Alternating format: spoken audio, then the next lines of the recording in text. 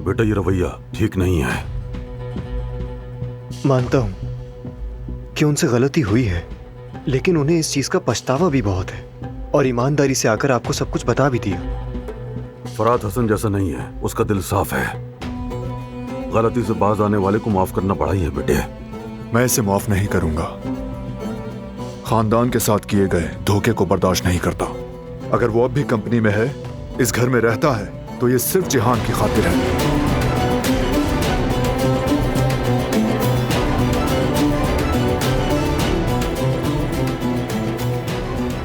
आहा जो कहेंगे वही। ये सब क्या है? बस बहुत हो गया।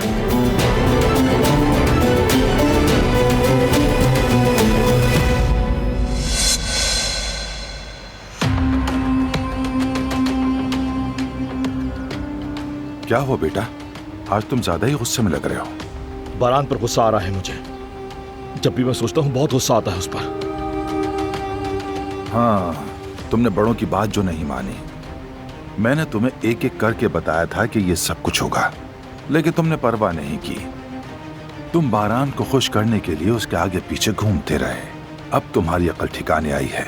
मैं सोच रहा था कि जो किया वो अच्छा किया, लेकिन मैं गलत था। खैर अब आंखें खुल गई हैं मेरी और बारान की असलियत भी देख ली है मैंने। लेकिन वो भी देखेगा, साथ साथ दूसरे भी। मैं उन सबको दिखाऊंगा कि फरहाद काराबिक कौन है। ये हुई ना बात। देखो तुम अपने पुराने मिजाज पर वापस आ गए।